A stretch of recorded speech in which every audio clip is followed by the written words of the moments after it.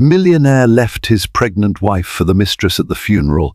Only one woman stood proud. There are stories that shatter families into 1,000 unrecognizable pieces, and then there are stories so turbulent that the fragments never quite fit back together. This is one of those stories, a whirlwind of wealth, betrayal, heartbreak, and a funeral that brought every emotion roaring to the surface. On a cold autumn morning, a millionaire's final farewell became the stage for revelations that no one expected. Attendees wore solemn black, their faces masked by grief or perhaps something darker secrets. And in the midst of it all stood one lone woman, chin raised, eyes fierce. Her presence alone defied tragedy, and the truth demanded to be told. Charles Charlie Ashworth III was the last living heir of the prestigious Ashworth estate, a sprawling property in the heart of California's Napa Valley. The estate boasted rolling vineyards, centuries-old oaks, and a Mediterranean-style mansion that towered over the countryside. The mere mention of the Ashworth name in local circles evoked images of prosperity, vintage wines, and philanthropic endeavors that spanned decades. Even People magazine had once featured the Ashworth family in an article titled "America's Wine Royalty," which highlighted the influential role they played in shaping the region's culture and economy. Charlie was tall, athletic, and possessed a magnetic charm that could make the sternest of skeptics crack a smile. He had attended Stanford University for his MBA and met all the right people, future billionaires, children of tech magnates, and the occasional Hollywood star's offspring. Through these connections, he built a network that catapulted his family's business from mere wineries to a diverse portfolio of luxury restaurants, boutique hotels, and technology investments. By age 35, Charlie was not just a millionaire, he was a bona fide multi-millionaire heading toward the billionaire stratosphere. Reporters from Forbes described him as the next big thing in West Coast entrepreneurship. But behind the polished veneer, Charlie's personal life was a different story. He had courted many women, typically heiresses or socialites from wealthy families, but each relationship disintegrated. Rumors circulated that Charlie was reckless with love, a hopeless romantic at heart, yet also prone to chasing fleeting thrills. A photograph in Vanity Fair showed him with a mysterious brunette at a yacht party in Monaco. A month later, local tabloids caught him dining with a Swedish model in Los Angeles. One close friend, Patrick Marino, was once overheard telling a reporter, "Charlie can close a business deal in minutes, but he's a complete mess when it comes to matters of the heart." Then Natalie Townsend arrived into his life. The Townsends were old New England money, owners of a series of upscale department stores dotted across Boston and New York.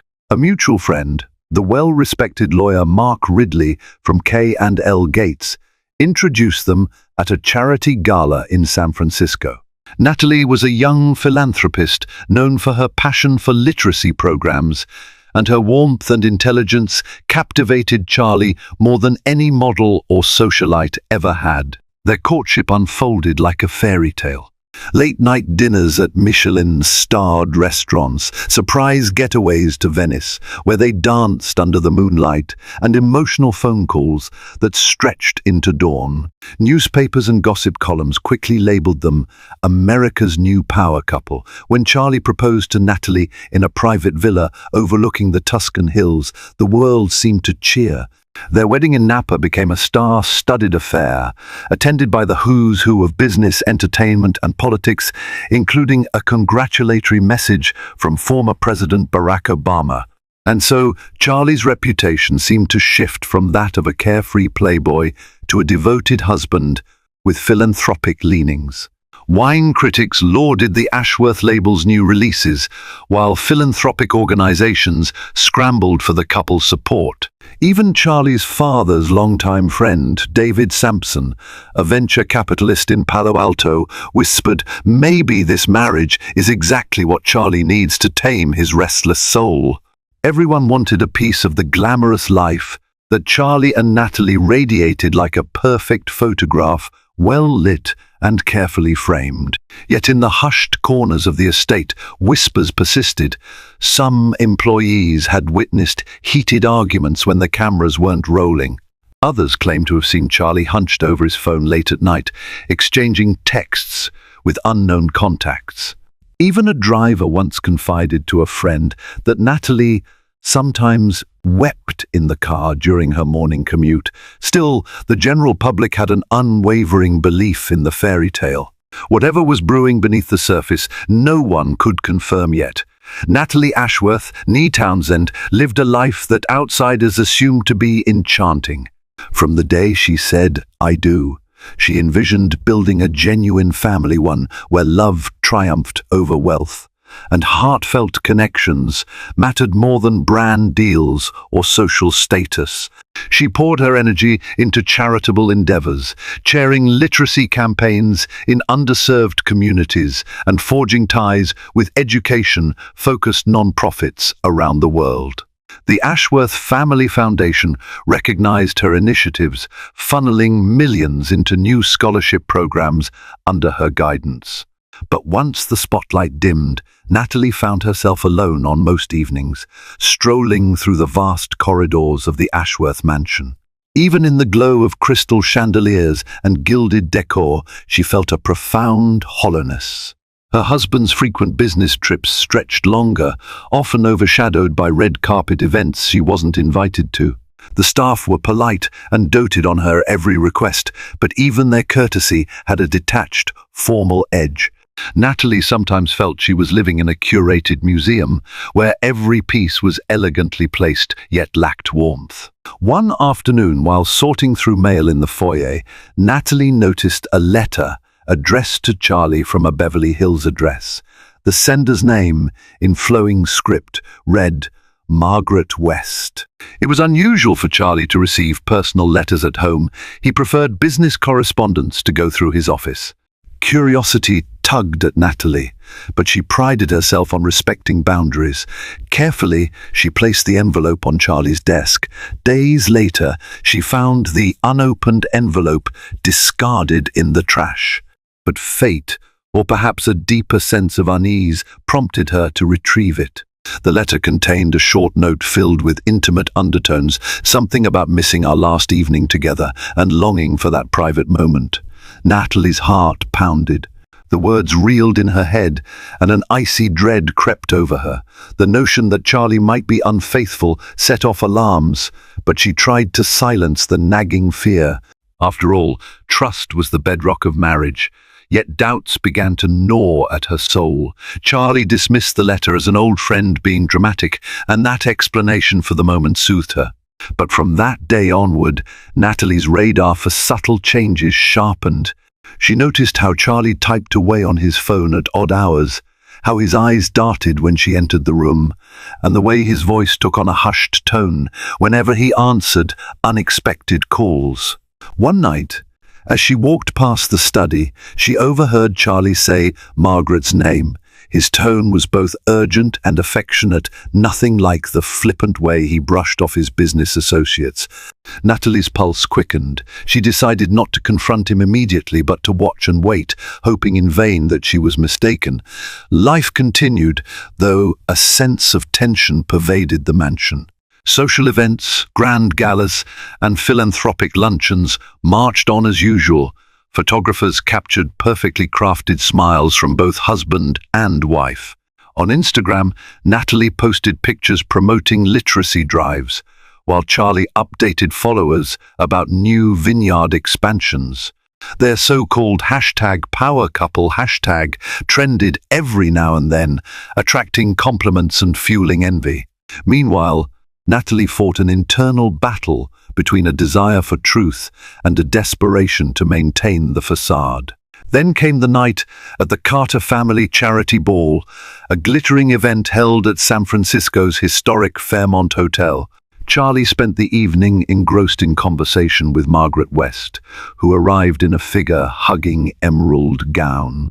At first, Natalie tried to convince herself they were discussing philanthropic matters, but as she watched them from across the ballroom, her heart sank. The body language was too familiar an intimacy beyond mere acquaintances. Their laughter, the way Margaret leaned in to whisper in Charlie's ear, and how Charlie's gaze lingered on her, just a bit too long. There was a charge in the air that felt wrong, and everyone around them seemed oblivious, too absorbed in their own glamorous lives. Natalie braced herself against the bar, a swirl of conflicting emotions threatening to suffocate her. She recalled the letter, the quiet phone calls, and the cryptic hints of betrayal. Reality was pressing in, forcing her to acknowledge the truth she had tried so hard to avoid. When the band struck up a waltz, Charlie led Margaret onto the dance floor. The intimacy in their dance burned into Natalie's eyes, leaving her with no room for denial. Deep down, she knew the glass of her perfect life had cracked, and she could no longer pretend everything was fine. In the week following the Carter family charity ball, Natalie wrestled with sleepless nights and a racing mind. She played out every possible scenario in her head, confronting Charlie directly, hiring a private investigator, or even reaching out to Margaret herself. Each option felt daunting. She feared the truth, but detested lies even more. One rainy afternoon, as thunder rattled the wide-panelled windows of the Ashworth mansion, Natalie made a decisive move. She confronted Charlie in his private study, a room lined with shelves of first-edition novels and dotted with relics from his travels. Lightning flashes outside cast long shadows across the Persian rug. She took a deep breath. "Charlie," she began, her voice trembling, "I need to know if there's something going on between you and Margaret West." Charlie looked up from his laptop, his face momentarily stricken before he composed himself. "Natalie, please," he replied, shutting the device. "Margaret is just a friend, a business associate, someone who's invested in some of our projects." His protest sounded carefully rehearsed, as though he'd prepared this explanation a dozen times. "I saw the way you two danced," Natalie said, stepping closer, "and I found that letter weeks ago, the one you tried to throw away. You can't lie to me, not anymore." Silence filled the space between them, heavy and suffocating. The storm outside raged, and for a moment it seemed as if the mansion itself held its breath. When Charlie finally spoke, his voice was cautious. "Look, Margaret and we have a complicated history. It started before I met you," he said, a flicker of guilt crossing his features. "I tried to end things, but it got messy." She's persistent. Natalie's anger flared. "So you admit there was something?" Her eyes glistened with tears she refused to let fall. "Why didn't you tell me about this before we got married?" Charlie shook his head, as though trying to banish an unpleasant memory. "It was over, or at least I thought it was. Then she showed up in my life again, right around the time you got more involved in charity work. I didn't want to hurt you. I thought I could handle it." Natalie's disappointment mixed with a raw sense of betrayal. "And how do I know it's still not happening?" she demanded, voice quivering. He said nothing, which was answer enough. In that moment, a painful understanding settled over Natalie. The man she had pledged her life to was deeply flawed, and no amount of rationalization could change that. She turned toward the door, anger coursing through her veins, but also heartbreak. Each step out of that study felt like walking away from the life she believed, in the illusions she had worked so hard to maintain. She locked herself in her bedroom, ignoring the staff's concerned inquiries. Hours later, an envelope slid under her door. Inside was a short note in Charlie's handwriting. "Natalie, please, let's talk. I never meant for this to happen. Give me a chance to explain everything, see?" But she didn't want to talk. She wanted to scream, to cry, to vanish from this elaborate mansion that now felt like a cage. Eventually, the storm subsided into a steady rainfall. Natalie stared out her window, realizing that her entire world had shifted. She understood she'd have to make a choice: continue living a lie for the sake of the Ashworth name, or demand answers and risk tearing their perfect image apart. That night, for the first time in her marriage, she thought seriously about leaving Charlie. Yet even that decision was complicated. She needed to know the full extent of his betrayal, whether it was truly over, and whether Charlie's heart belonged to someone else entirely. Little did she know that more shocking twists awaited her, a chain of events that would stretch far beyond the boundaries of their marriage, culminating in one unforgettable funeral where secrets would collide in spectacular fashion. Despite the emotional turmoil, Natalie's responsibilities beckoned. The Ashworth Family Foundation had an upcoming fundraiser to build libraries in several underprivileged districts. Normally, she would have tackled the preparations with enthusiasm, but her mind felt fragmented. Still, she held firm to her sense of duty. These libraries mattered, and letting down those children felt like yet another betrayal she couldn't bear. During an afternoon meeting with her foundation team, she found herself struggling to focus. Stacks of proposals and budget outlines sat before her, but her vision blurred with swirling thoughts of Charlie and Margaret West. Seated across the polished mahogany table was her trusted advisor, Tara Gillespie, who had known Natalie since college. Tara discreetly studied Natalie's tired eyes and tightened jaw. When the meeting ended, Tara asked, "Nats, are you all right? You seemed a bit distant." The room had emptied, leaving them alone. Natalie let out a weary sigh. She adored Tara for her straightforward nature. If there was anyone she could trust right now, it was her. "It's Charlie," she murmured, her voice breaking slightly.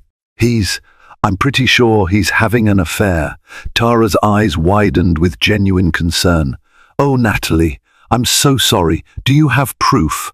Natalie nodded, enough to know something's wrong. The texts, letters, the way they act together. Tara reached across the table to squeeze Natalie's hand. "You're strong, but you don't have to handle this alone. Talk to someone you trust.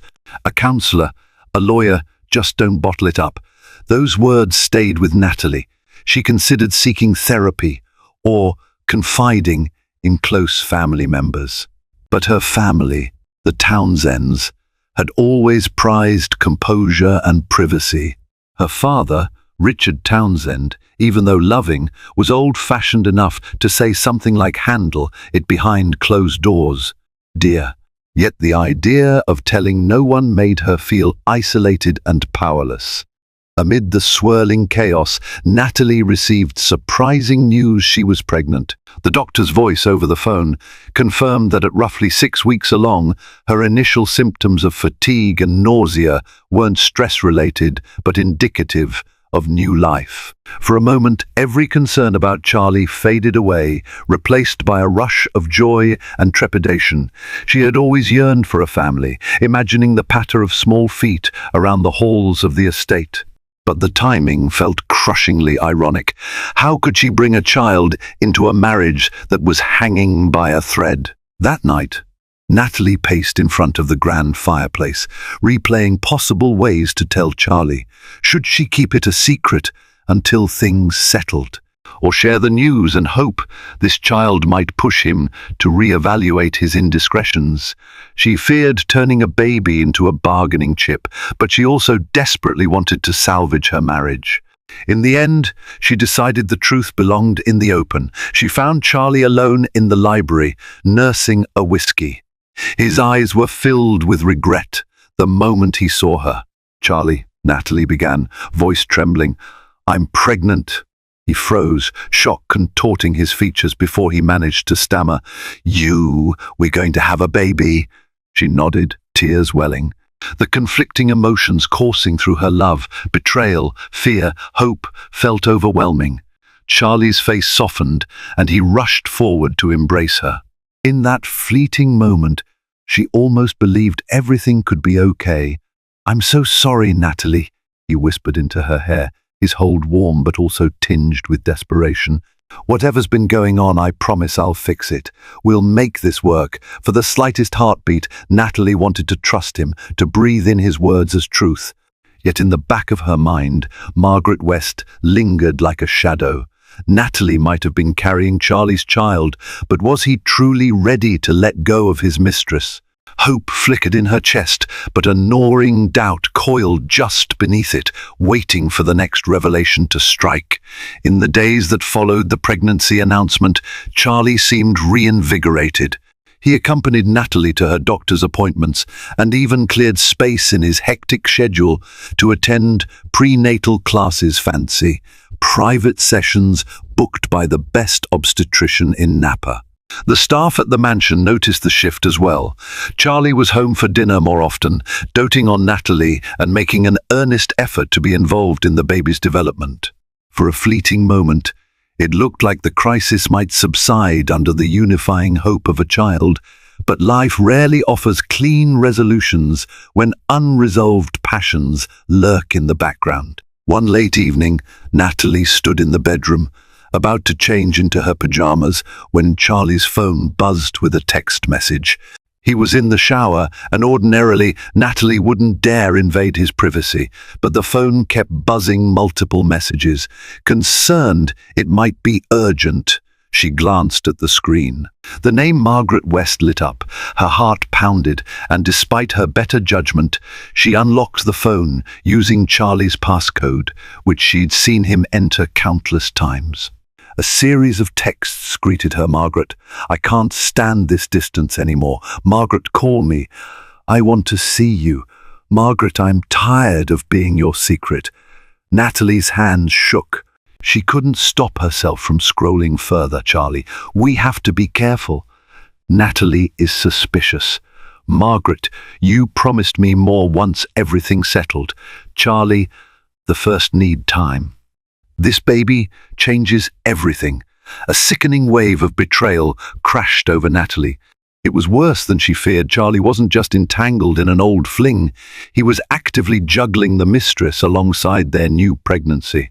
She quickly placed the phone back where it was, her mind spinning. Any glimmer of hope she'd nurtured now felt like a cruel joke. When Charlie emerged from the shower, water droplets clinging to his hair, Natalie stared at him, tears brimming in her eyes. Her stomach twisted with rage and heartbreak, a stark reminder that she was carrying his child while he was still wrapped around Margaret's finger. "What's wrong?" he asked, worry knitted across his brow. Natalie opened her mouth to speak, but the intensity of her emotions robbed her of words. Instead, she turned away, hugging herself protectively.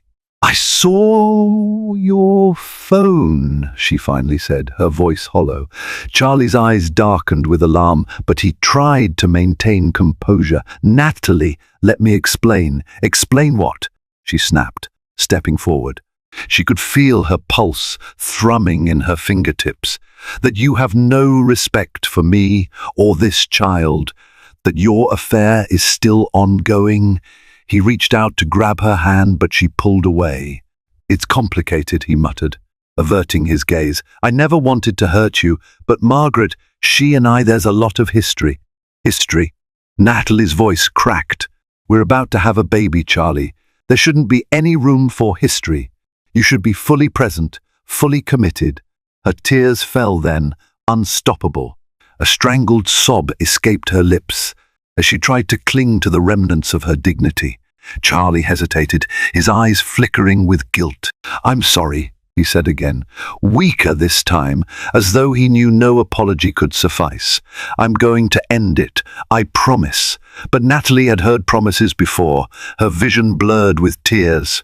She grabbed her robe and rushed to the door, ignoring Charlie's pleas. Only one thought echoed in her mind. She wasn't just fighting for her marriage, she was fighting for the well-being of her unborn child. And the man who should have been her rock had turned out to have feet of clay. Everything she believed about their bright future suddenly felt like a flimsy facade. Unable to sleep that night, Natalie wandered the cavernous halls, eventually ending up in the kitchen at dawn. The mansion's head chef, Marcel, was prepping croissants and coffee. He offered a sympathetic smile, perhaps sensing her distress. Natalie managed a nod of thanks as she poured herself some water. Outside the windows, the first rays of sunlight painted the vineyards in golden hues, but they brought no comfort. By midday, a mounting urge to confront Margaret overwhelmed her. She had her driver, Lucas, bring the car around and set off without telling Charlie. If Charlie wouldn't give her clarity, perhaps Margaret would. Searching Margaret's name online yielded an address in Beverly Hills, likely the same place from which that initial letter had arrived. As the car navigated Los Angeles traffic, Natalie's stomach twisted with a mix of fear and determination. Margaret West was a relative unknown in high society, but a quick Google search revealed she had modeled briefly and done some brand partnerships in collaboration with elite events. She had also helped Charlie broker a deal with an Italian fashion house that wanted to partner with the Ashworth estates for exclusive soirees. The synergy had apparently turned personal. And here Natalie was, pregnant, humiliated, and desperate for answers. After hours on the road, she arrived at a sleek, modern condo tower in Beverly Hills. The doorman hesitated, eyeing Natalie's formal attire and polite request to see Miss Margaret West. Perhaps because of her impeccable demeanor, or maybe the Townsend name still carried weight, he allowed her up. The elevator ride felt interminable, each ding fueling her nervous energy. When the doors opened on the 22nd floor, Natalie stepped into a quiet corridor bathed in muted light. Apartment 2207, the door read. She gathered her courage and knocked. Margaret answered in a black silk robe, hair loose around her shoulders. A flicker of recognition crossed her face, but she covered it with a cool smile. "Natalie," she said, as though greeting a casual acquaintance, not the wife of her lover. "I was expecting you sooner or later." Natalie swallowed hard. "We need to talk." Margaret stepped aside, allowing her entry into a living space that screamed modern luxury. Floor-to-ceiling windows offered a view of the Los Angeles skyline. Artwork dotted the walls, possibly original pieces, though likely purchased with Charlie's influence. The air smelled faintly of expensive candles and fresh orchids. "Please, sit," Margaret said. Her tone was almost polite, if not for the undercurrent of dismissiveness. Natalie remained standing. "I want to know what's really happening between you and my husband," Natalie demanded, voice trembling with a cocktail of rage, heartbreak, and betrayal. Margaret arched an eyebrow. "Isn't it obvious by now?" She sighed and moved to the open kitchen, retrieving a bottle of mineral water. "Charlie and I have a history. He never quite let go of me, even when he married you. I won't apologize for our relationship. We're connected in a way you wouldn't understand." Natalie's heart pounded. She pressed a hand to her abdomen, reminding herself of the baby she carried. "So you're saying it's ongoing, even after I told him I'm pregnant?" Margaret sipped her water calmly. "Yes. He tried to break things off a few times, but there's something deeper between us." She set the glass down. "If you came here to fight or to cry, I won't stop you. But you need to know Charlie is not the man you think he is." A surge of anger flared in Natalie. "He's the father of my child. Whatever's gone on, that child changes everything." At that, Margaret laughed a short, bitter sound. "Changes everything for you, maybe. But Charlie's been torn for a while. He cares about you, but he's not sure he wants to be tied down. The baby complicates it all." Natalie wanted to scream. The cruelty of Margaret's composure was staggering. "If you think you can just waltz in and destroy my family," Margaret interrupted. "Charlie's been living a double life. Don't pin all the blame on me. He's the one who couldn't stay faithful, who wouldn't choose." Tears stung Natalie's eyes. She realized Margaret was right about one thing. Charlie had lied to them both, or at least misled them. "Then what do you want from him?" she asked, voice trembling. Margaret's gaze hardened. "I want him to be honest with himself. If it's me he wants, then let him say it openly. If it's you, then let him cut me loose. But he's been dancing between us, and I'm tired of being the secret." Before the conversation could escalate, Natalie turned to leave, feeling physically ill. Just as she reached the door, Margaret spoke again. "For what it's worth, I didn't plan any of this. It just happened." Natalie didn't reply. She exited the condo, her mind reeling with Margaret's words. The baby deserved a father, but Natalie deserved a husband who was loyal. She realized, with dawning horror, that the life she fought so hard to build might already be crumbling beyond repair. Not long after her confrontation with Margaret, Natalie noticed something alarming: paparazzi outside the Napa estate gates, camera lenses poised like rifles. At first, she thought they were after their usual glimpse of Charlie Ashworth, the famed entrepreneur. But the frequency of flashbulbs intensified, and tabloids began printing salacious headlines: "Ashworth marriage on the rocks," and "mystery woman linked to wine magnate." Charlie's PR team scrambled to contain the story. They issued carefully worded statements denying any marital troubles. Charlie took to social media to post a photo of him and Natalie smiling on the vineyard grounds, captioned "grateful every day." The move garnered supportive comments from fans, but insiders whispered it was damage control. Natalie hated that her personal pain was now fodder for public speculation.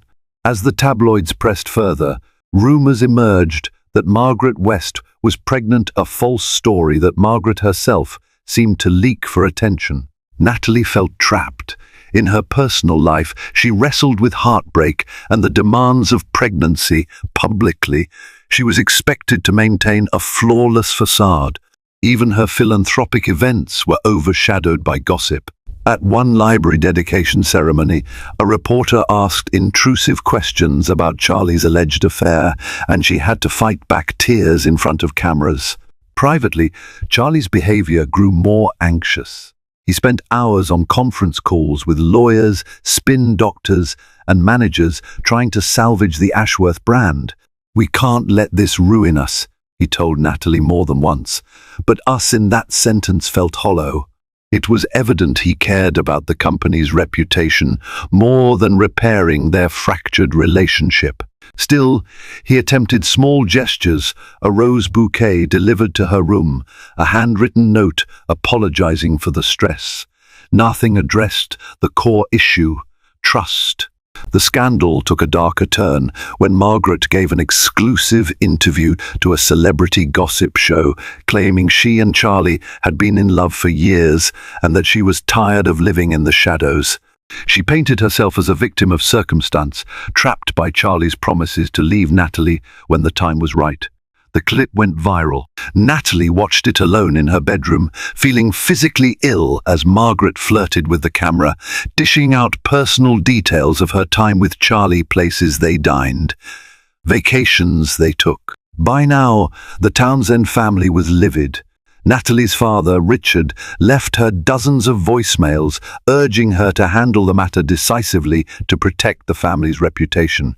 Her mother, Belinda, wrote a scathing letter to Charlie, accusing him of tainting the Townsend name. None of this brought Natalie any closer to a resolution. If anything, it deepened her sense of isolation. In a desperate attempt to stave off public relations disaster, Charlie's lawyers filed a cease and desist against Margaret West for defamation. Margaret, in turn, threatened to release more damning evidence. It became an all-out media war, and Natalie, nearing her second trimester, worried incessantly about the stress harming her unborn child. At a routine prenatal checkup, her doctor noted elevated blood pressure, warning her to find ways to reduce stress or risk complications. Natalie questioned whether it was time to walk away. Yet something kept her tethered, maybe fear, maybe love. She had married Charlie believing in a future that now seemed irretrievably broken, but she also yearned for her baby to have a stable home. The swirl of paparazzi, lawyers and gossip columnists left her paralyzed by uncertainty. Meanwhile, the cracks in the Ashworth empire started to show. A major investor in one of Charlie's tech ventures pulled out, citing bad publicity. A wine reviewer for a top magazine wrote a subtly negative piece, implying the brand's name was overshadowed by personal scandal. Charlie snapped at employees and spent nights locked in his office, the glow of his computer screen revealing new wrinkles of worry etched into his face. Throughout it all, Natalie felt like she was standing in the eye of a hurricane, everything whirling around her, unstoppable, while she clung desperately to the last vestiges of her sanity and hope.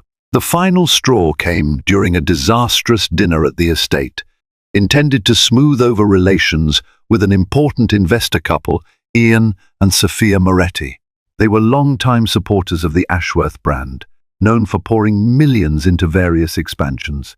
If anyone could help salvage the company's image, it was them. Charlie insisted on hosting an elegant evening. A private chef prepared a 7-course meal, accompanied by the Ashworth Reserve wines. Crystal chandeliers shimmered, and fresh flowers draped every surface.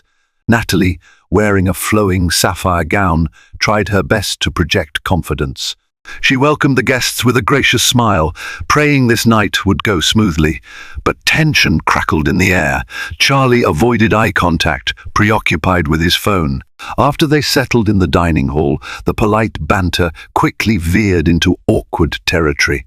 Ian tried praising the new line of wines, but Sophia cut in. "We heard some troubling news about your personal affairs, Charlie," she said in hushed tones, darting a glance at Natalie. "We just want to be sure everything is under control. The markets can be sensitive." Charlie stiffened. "We've dealt with it," he insisted, forcing a jovial tone. "Everything's fine. Natalie and I are doing great, aren't we?" He shot Natalie a pleading look. Natalie, stomach roiling, managed a small nod. "Yes, of course," she replied, feeling the weight of the lie. Just then, Charlie's phone chimed again. He glanced at the screen, and his face paled. Without excusing himself, he stood and strode away, phone pressed to his ear. The Morettis exchanged uneasy glances. Natalie's cheeks flushed with embarrassment. She tried to carry on, discussing philanthropic projects and vineyard expansions, but an undercurrent of tension made each moment stifling. When Charlie returned, his expression was grim. He muttered a half-hearted apology to the guests and sat down, barely touching the food. The meal dragged on in an agonizing cycle of forced conversation and conspicuous silences. Eventually, the Morettis thanked their hosts and departed, their politeness strained. It was obvious the dinner had been a flop. As soon as they left, Natalie cornered Charlie in the foyer. "What was that about?" she demanded in a hushed, furious whisper. Charlie ran a hand through his hair, exasperated. "Margaret. She's threatening to leak personal photos to the press pictures of us in Europe last year, at hotels, dinners. She says she'll go public with everything unless I meet her demands." Natalie's heart sank. "Demands?" He avoided her gaze. "She wants financial support. And me." The final words came out faintly, like an echo he wished would vanish.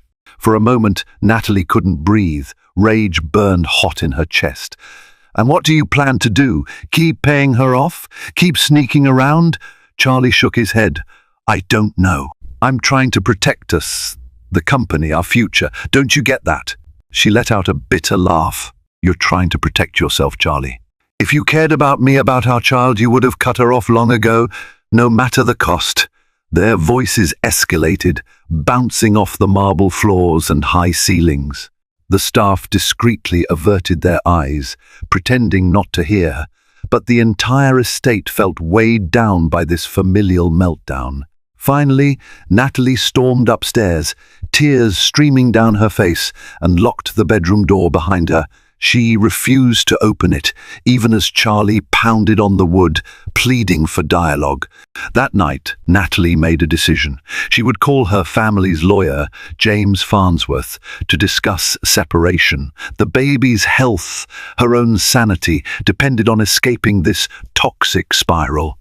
She had once believed that love could conquer all, but now the cracks had become chasms.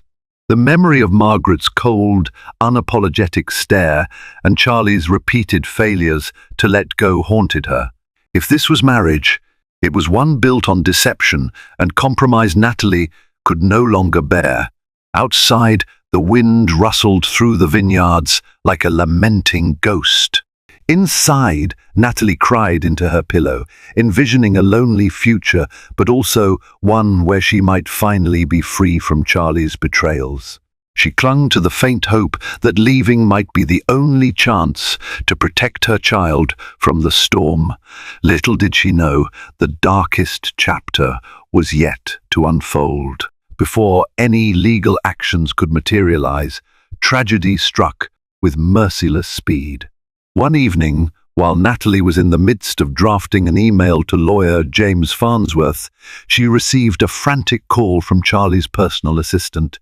Charlie had been in a car accident. The details were scarce something about a collision on a winding road near the estate. Shaken, Natalie rushed to the hospital, her pregnant belly adding urgency and weight to every step. In the emergency room, medical staff buzzed around in a frantic ballet of procedure and heartbreak. Natalie's eyes landed on Charlie, unconscious and hooked to an array of monitors. A doctor informed her that he had suffered severe internal injuries and head trauma. The prognosis was bleak. Natalie crumpled into a chair, overwhelmed by a torrent of guilt, regret, and concern. In that moment, despite the betrayal and lies, she realized she never wished him harm. She wanted him to at least have the chance to redeem himself for the sake of their unborn child. When Charlie briefly regained consciousness, his eyes fluttered. He tried to speak, but the words came out weak and jumbled. Natalie took his hand, tears streaming down her cheeks. She felt his fingers tremble, and in that fleeting moment, they both seemed to acknowledge the fragility of life. "I'm sorry," he mouthed, tears forming at the corners of his eyes. But the doctors couldn't stabilize him for long. As hours became days, Charlie drifted in and out of consciousness, each time weaker than the last. Natalie stayed by his side, her emotions raw. At times, she rubbed her stomach, whispering that their baby needed a healthy father. She wanted him to fight, to survive, to finally do the right thing. During a rare, calm moment, when the machines beeped steadily, Charlie's gaze locked onto hers. He appeared desperate to say something, to share a final confession or vow. Instead, he slipped into a coma and never woke up again. Charlie Ashworth III passed away in the early hours of a quiet Wednesday morning, leaving Natalie stunned, alone, and pregnant. News outlets erupted with headlines: "Tragic end for wine mogul Charlie Ashworth and Ashworth Empire, shaken by sudden loss." Some insinuated that stress from the scandal might have impaired his driving. Others painted him as a flawed but brilliant businessman whose ambition ended too soon. Natalie was too numb to care. She had only a few fleeting memories of him from his final days, those tired eyes that seemed to carry regret, the silent pleas for forgiveness. Any illusions of closure evaporated, leaving her with a swirl of unresolved emotions. Margaret West's name appeared in some tabloids, but she remained silent publicly. Perhaps she, too, was reeling from the sudden finality of Charlie's death. In the days leading up to the funeral, Natalie had to navigate a swarm of responsibilities: funeral arrangements, estate matters, endless phone calls. Lawyers circled like vultures, brandishing documents and claiming to have Charlie's final instructions. Amid the chaos, she felt numb, On one hand, her unborn child offered hope. On the other, she was grappling with heartbreak and betrayal that could no longer be mended by apologies. Charlie's passing was not a clean break from the drama. If anything, it left countless questions unanswered.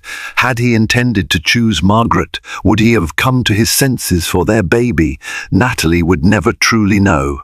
But there was a funeral to plan, a public to appease, and a torrent of grief to subdue. All she knew was that she had to face it alone.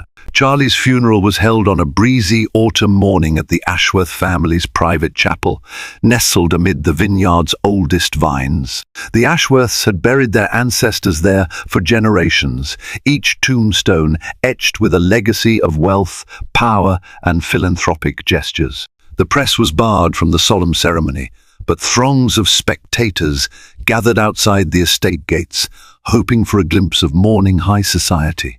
Inside, the atmosphere was thick with hushed conversations, muffled sobs, and the scent of white lilies.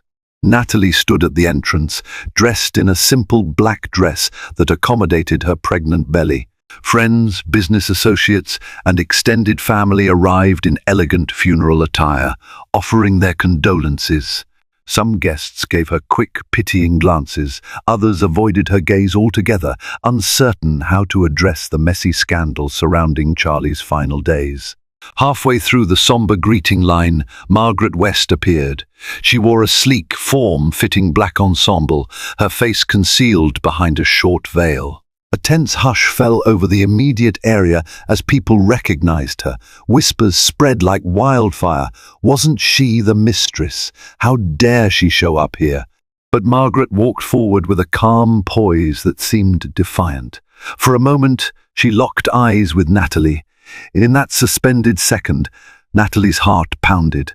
She recalled every hurtful revelation, every tabloid headline, and every tear she had shed. Yet, something in Margaret's expression was different now. Regret? Sorrow? Perhaps. Margaret stepped aside and found a seat near the back, alone. Nobody joined her. Nobody comforted her. She was the outcast at this funeral, paying respects to a man she had loved in her own destructive way. The eulogies began. An elderly relative spoke of Charlie's lineage, praising the family's philanthropic endeavors. A business partner lauded his entrepreneurial genius. Natalie sat silently, her eyes fixated on the casket draped in white roses. She wondered, should she speak? She had loved Charlie once, wholeheartedly, and even after all the pain, that love wasn't entirely extinguished. When the officiant invited her to deliver her parting words, Natalie rose, footsteps echoing against the marble floor. She stood behind the lectern, scanning the crowd. Many faces brimmed with sympathy, some were uncomfortably curious. Margaret, seated at the back, had lifted her veil, revealing eyes brimmed with tears. Taking a shaky breath, Natalie began. Charlie was a brilliant, complicated man. He built an empire from a single vineyard and touched many lives, including mine. I won't pretend our marriage was perfect. We had struggles, some very public, some deeply private. But I choose to remember the moments of kindness, the hopes we shared, and the child he will never meet. Her voice faltered as she caressed her belly. I stand here carrying the greatest gift we ever created together. And though Charlie is gone, I hope this child will inherit the best of him, his ambition, his generosity, and maybe even his smile. I can't say I fully understood Charlie in the end, but I know he wanted to be better. I pray he's found peace, and I pray I find the strength to carry on. She ended her eulogy with trembling lips and tear-filled eyes. As she walked back to her seat, a hush enveloped the chapel, broken only by quiet sobs. The officiant concluded the service with a final prayer, and the pallbearers carried Charlie's casket out to the family burial plot. In that somber procession, the only sound was the soft crunch of gravel underfoot and the distant hum of the wind through the vines. Out by the gravesite, amidst the recitation of a final blessing, Margaret West strode forward. A ripple of shock seized the crowd, but before they could protest, she placed a single red rose on the casket. Her eyes flickered to Natalie, who stood on the opposite side of the coffin. Despite the swirling rumors and the cruelty that had defined their relationship, Margaret offered a subtle nod of respect. In that moment, Natalie understood that grief transcended betrayal. She had come to realize that Margaret, too, had lost someone she cared for. Maybe they could never be friends, never share more than silent acknowledgement, but the threads of grief bound them. Even so, there was only one woman who stood tall in the eyes of everyone present: Natalie. She was the widow carrying the heir of the Ashworth lineage, embodying both heartbreak and resilience. When the casket was finally lowered, most guests turned away, tears or solemn expressions on their faces. Margaret lingered briefly, then departed quietly. Natalie remained, standing proud, hand resting on her unborn child. She felt a bittersweet cocktail of relief and sorrow. The man who had hurt her was gone. The baby would never know its father. Yet her heart resolved one thing: she would face tomorrow with strength and dignity, for her child and for herself. In the weeks following the funeral, the Ashworth estate felt hollow. Media coverage recapped Charlie's funeral as a grand, tragic affair, with some tabloids noting the dramatic entrance of the mistress. Natalie ignored the headlines. She channeled her energy into finalizing estate matters with lawyers and refocusing the Ashworth Family Foundation's future. With Charlie's legal affairs sorted, Natalie discovered something unexpected in his final will. Despite their marital troubles, Charlie had designated her as the primary trustee, ensuring a substantial inheritance for their child. He had also left instructions for philanthropic expansions, libraries, community centers, educational programs. Reading through these documents late one night, tears blurred her vision. Perhaps in his final moments, he had tried to do right by her and the future they once dreamed of. The public eventually moved on to the next sensational story. But for Natalie, the aftermath was both quiet and daunting. She walked the rows of vines at sunrise, imagining how she would teach their child about the land, about grapes and harvest seasons, about the Ashworth legacy that wasn't just about money, it was about family, community, and resilience. Yes, the heartbreak lingered, but so did a sliver of peace. A few months later, Natalie gave birth to a healthy baby boy. She named him Charles Townsend Ashworth, honoring both families. Holding her son for the first time, she felt an overwhelming surge of protectiveness and love. Here was a new beginning, an innocent life, free from the sins and scandals of the past. She vowed to nurture him with openness and honesty, determined he wouldn't grow up under the same shadows that had haunted Charlie. As for Margaret West, she slipped into obscurity. Rumors placed her in Europe, or perhaps back in Beverly Hills. She never publicly contested the will or sought out Natalie. In a surprising move, she released a statement to a small magazine expressing regret for the hurt she caused.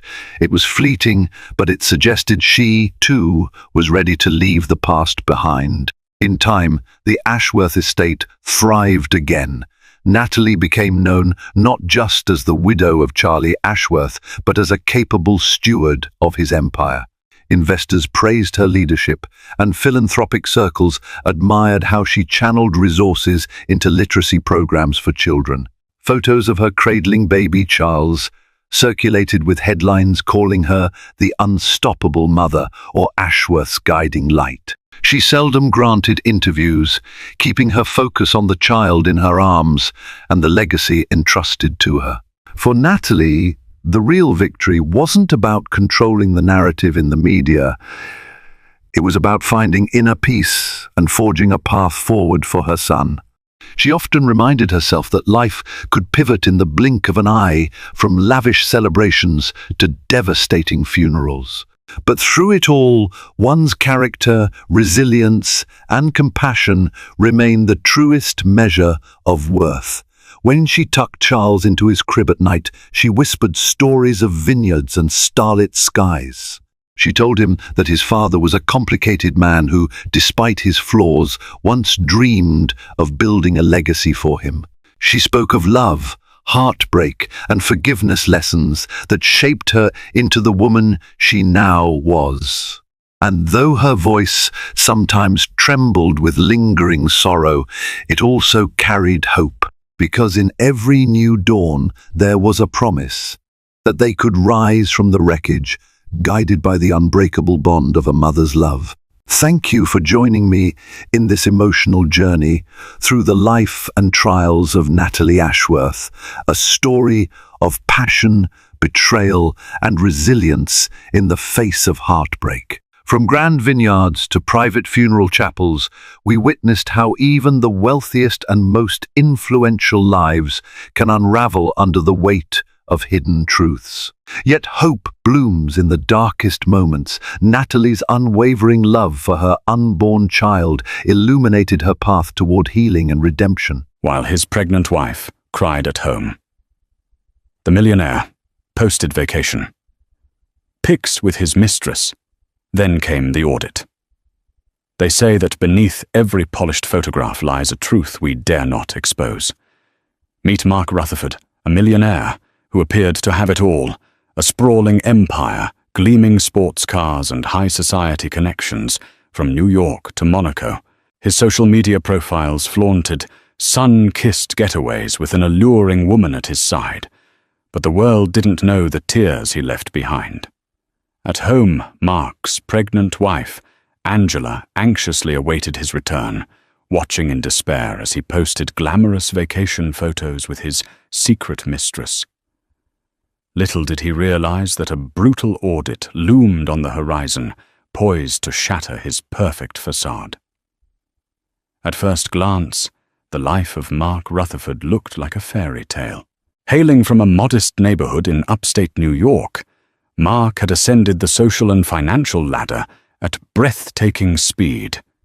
He had rebranded himself into a savvy businessman who moved effortlessly in circles filled with CEOs, philanthropists and venture capitalists from Manhattan. Guests at his lavish parties would whisper about Mark's meteoric rise, debating whether his success was the product of ruthless cunning, uncanny luck, or possibly both. His wife, Angela Rutherford, had grown up in an entirely different environment, sunlit farmland just outside Buffalo, A.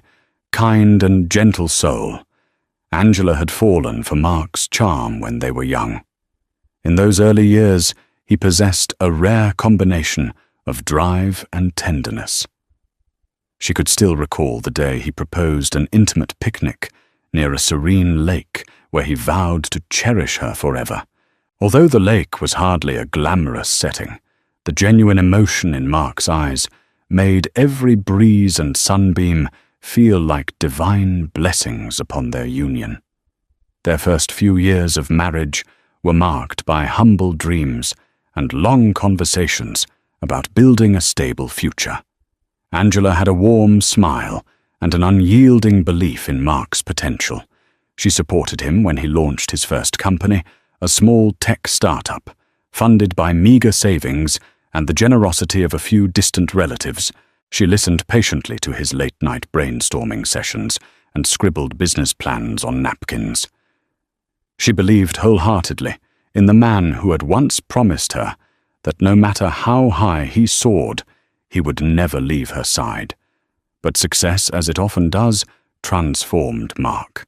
The better the company did, the more Mark's life became a whirlwind of red carpet galas, midnight phone calls with overseas clients, and secretive deals that always seemed to happen behind closed doors. Angela initially chalked it up to the demands of business. He was forging connections, building a network, ensuring they would never again fret about money. But as Mark's taste for luxury intensified, so did the gap between them. No longer content with a quiet dinner at home, he began to crave expensive restaurants, dinners with powerful executives, and weekends aboard yachts docked in exclusive marinas. During this swift transition from middle-class comfort to extravagant wealth, Angela sometimes felt like a relic of Mark's past. She struggled to navigate the new social circles he so eagerly embraced.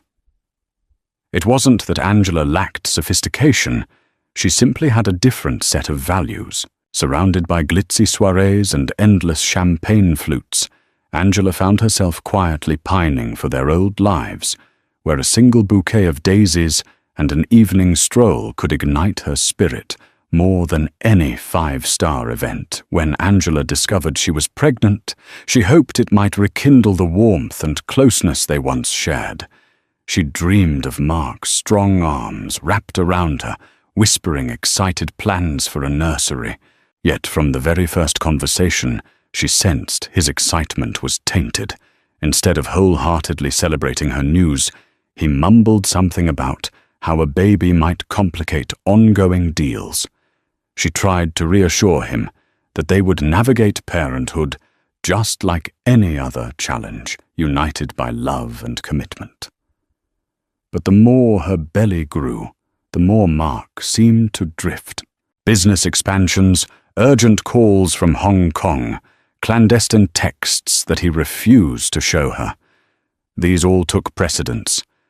Angela, in the softness of her heart, convinced herself that Mark was merely stressed. He was under intense pressure, or so he said.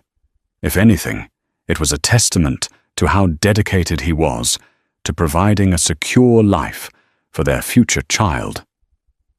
She held on to that thought like a lifeline, refusing to consider more troubling possibilities. Meanwhile, Mark privately relished his newfound status among the mega-rich. He had formed partnerships with influential names. One such person was Richard Caldwell, a private equity mogul known for his hush-hush real estate acquisitions from Manhattan to Los Angeles. Caldwell quickly became more than just a business contact. He was also Mark's mentor in the art of living lavishly, constantly reminding him, wealth is not just about what you own. It's about how you display it.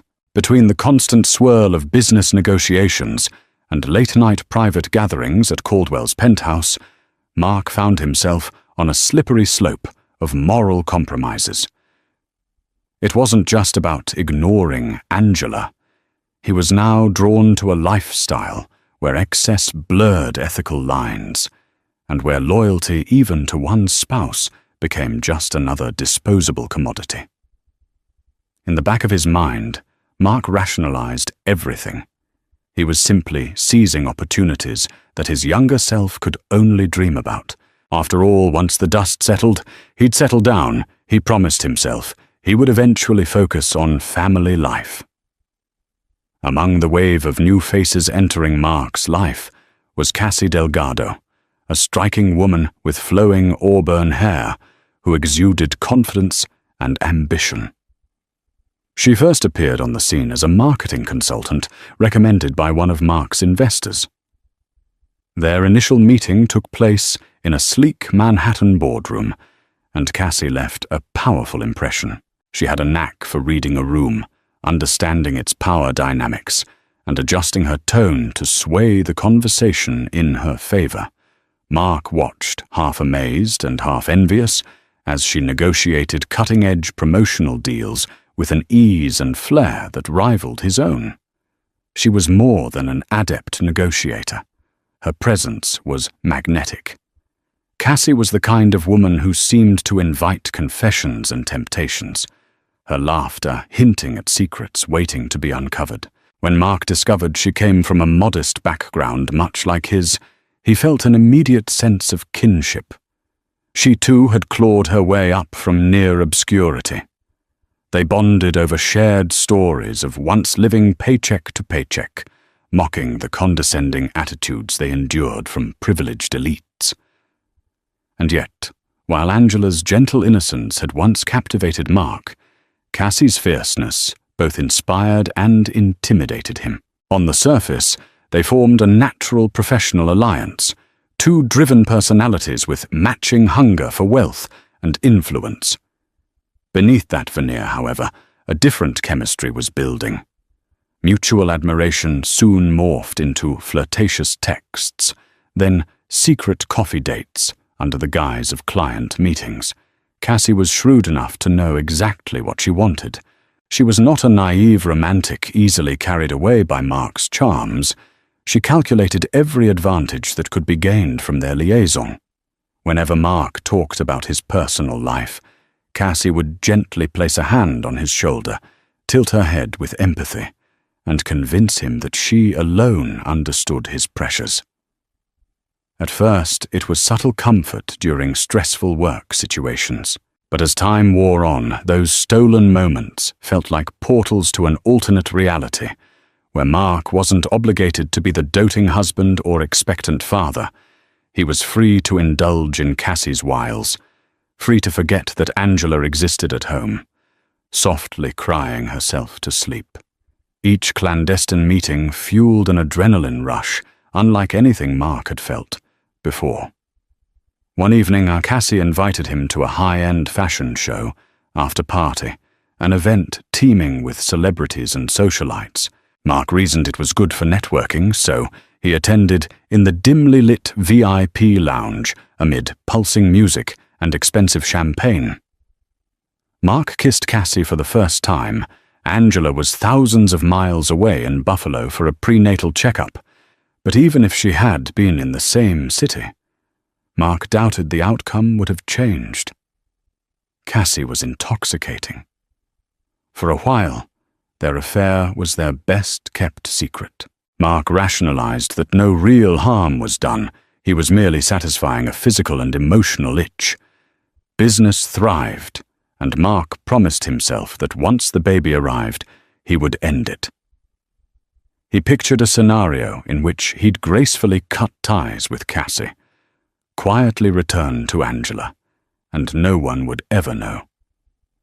But the more he tried to imagine an exit strategy, the deeper he sank into Cassie's enticements. Before long, Cassie began to sense Mark's warring guilt. She was nobody's fool. She noticed the anxious tone in his voice after each rendezvous and spotted the wedding ring he rarely took off. Yet she never pushed for a more official status. She didn't need to. Her hold over him was strong enough, and she reaped benefits as his preferred consultant, winning her lucrative contracts. Unbeknownst to Mark, Cassie also had connections in other circles. She heard whispers of the IRS investigating not just Mark's businesses, but also Caldwell's.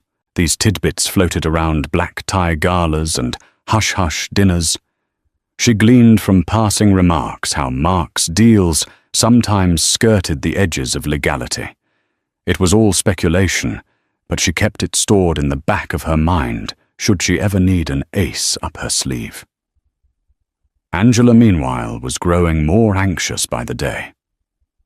Mark's excuses for his long absences piled up crucial deals, hectic travel schedules, emergency client meetings at odd hours. At times, Angela tried to voice her concerns, but Mark always brushed them off with dismissive gestures, telling her not to stress herself out during the pregnancy. Each time she felt a nagging sense that something was deeply amiss, but she forced herself to believe Mark's explanations.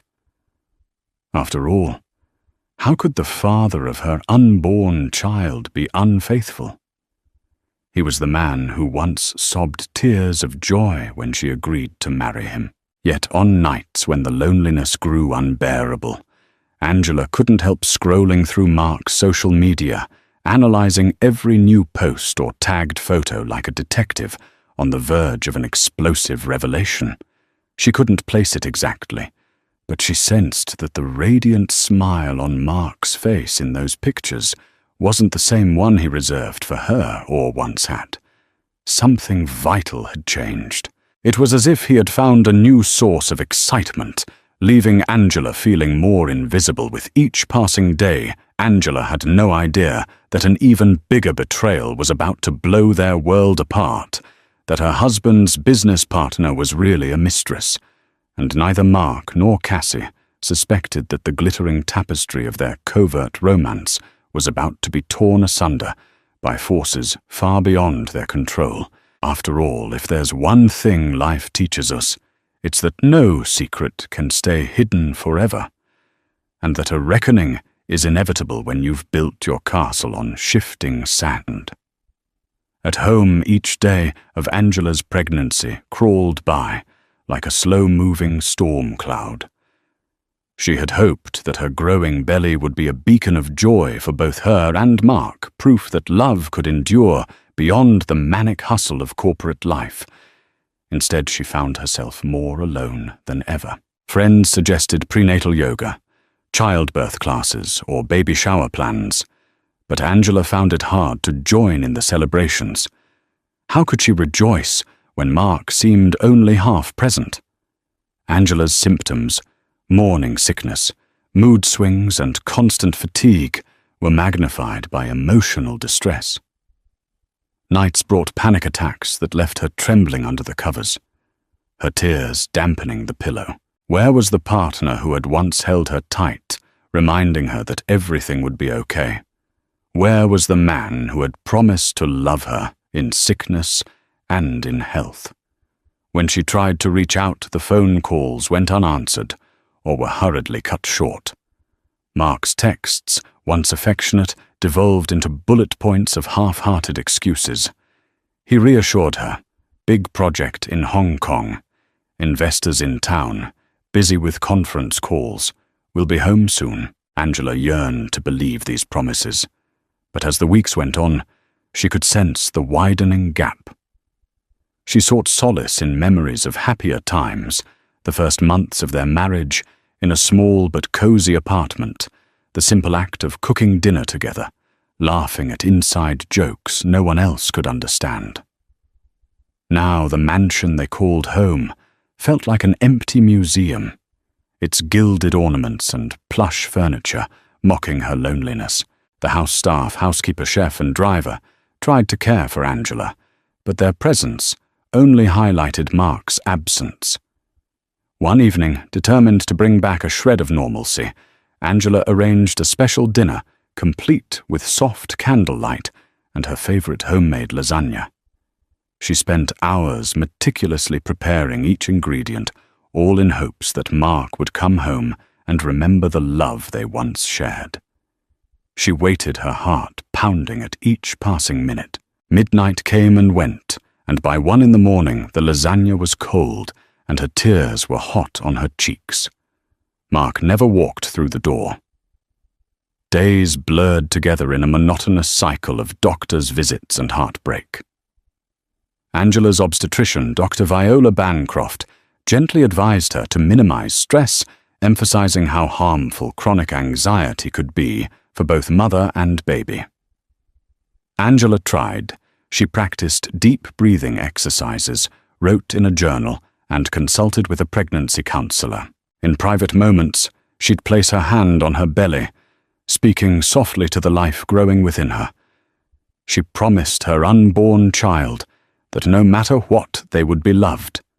Even if Mark never returned to them in the way he once was, Angela resolved to be strong. But that resolve wavered whenever Angela spotted something suspicious online. Mark's social media, once a tame collection of business achievements and philanthropic engagements, had transformed into a gallery of exotic beaches, poolside cocktails, and glamorous parties. And he wasn't alone in these photos. A beautiful red-haired woman, sometimes tagged as Cassie Delgado, appeared in the background, or sometimes right by Mark's side. The two looked far too comfortable, far too close. Angela tried to reason with herself that maybe it was innocent, a professional associate or a friend. Yet the intimacy in their smiles felt like a dagger in Angela's heart. She dared not question Mark about it directly. She feared the answers she might get, or worse, the way he might dismiss her concerns altogether. Still, the seed of suspicion grew fueled by late-night social media stalking and the silent agony of her intuition. Each time Angela tried to bring up Cassie's name, Mark would brush it off, repeating lines like, "She's a valuable consultant," or "We're finalizing a huge deal, stop worrying." Angela's internal turmoil escalated until one night she broke down completely. She found herself curled up on the floor of the master bedroom, phone clutched in her shaking hand, sobbing uncontrollably. The images of Mark's apparent happiness with this other woman tormented her. Her growing stomach only served as a painful reminder that while her body prepared for motherhood, Mark seemed to be living a carefree, childless existence. Amid her tears, Angela realized something she was witnessing. Mark's transformation into the kind of man he once despised, someone who put material success and fleeting pleasures above everything else, including loyalty and love. The questions piled up. Could she trust him anymore? Would he even want to be part of the baby's life? And what if these business trips were mere covers for wild vacations with Cassie? Quietly, Angela decided that if Mark refused to come home to her, she would seek the truth on her own terms. She began to imagine confronting him directly, to see his reaction, to see if he'd lie to her face. For Angela, the days of silent suffering might soon come to an end. But before she could fully plan her confrontation, fate began its own countdown. Forces were converging behind the scenes, angry investors, suspicious auditors, and the unstoppable momentum of gossip that swirled through the social circles Mark desperately tried to impress. Unaware of the storm that lay ahead, Angela continued to cling to one fragile hope that Mark would redeem himself before it was too late. Beachfront villas, crystal blue waters, and indulgent spa treatments at world-class resorts. This was Mark's new normal whenever he traveled with Cassie. The pair found endless excuses to combine work trips with scenic getaways, posting tastefully curated snapshots on social media. In each photo, Mark radiated a carefree smile, as if the sum of his worries amounted to nothing more significant than choosing the next cocktail to sip. Cassie orchestrated every shot, understanding the power of optics. She took great care to capture Mark against a backdrop of towering palm trees, their fronds swaying above him like a king's canopy. In some photos, Cassie stood at the edge of the frame, an enigmatic figure sipping champagne. The images ignited social media buzz and gossip in their swanky circles. Who is that stunning redhead with Mark Rutherford? Is she his new business partner or something more? The speculation only added to the thrilling aura of their forbidden escapade. For Mark, the vacation pics served a dual purpose. First, they fed his ego. After years of hustling to get recognized by society's upper echelons, he relished every like, comment, and message praising his amazing life. Second, they were a form of self-deception. If he convinced the world he was happy, maybe he could stifle the nagging guilt in his conscience. Guilt about leaving Angela alone at home, pregnant and distraught. Of course, Mark conveniently never mentioned Angela in these posts, nor did he reveal the existence of an unborn child. He rationalized that it was a private matter, not suited for public consumption. When friends and acquaintances inquired about Angela, he'd respond with vague statements. "Oh, she's busy preparing for the baby," or "traveling isn't safe for her right now." He avoided deeper questions at all costs. The last thing he wanted was an unscripted interview on how his personal life was unraveling. Cassie, meanwhile, reveled in her rising social profile. She found herself tagged in photos by influencers and minor celebrities who recognized Mark's wealth and Cassie's clever marketing strategies. Doors to exclusive events opened, wider brunch invitations from industry heavyweights rolled in. Through all this, Cassie remained calculated.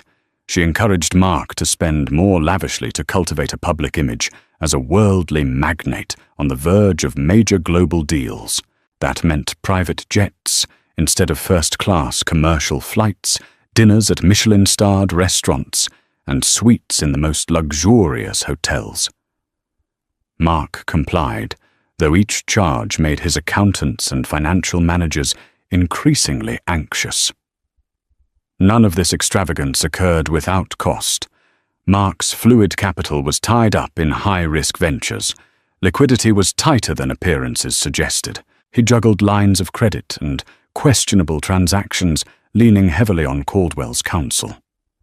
Caldwell, too, urged Mark to keep the momentum of success going. "Fake it till you make it" was essentially their unspoken mantra. As long as public perception remained, stellar deals would keep flowing, and the heavy interest rates and balloon payments could be pushed further into the future. But cracks in the glossy surface began to form. On a particular getaway in Fiji, Mark received a barrage of frantic texts from his CFO. Financial regulators were poking around. Some suspicious wire transfers were flagged.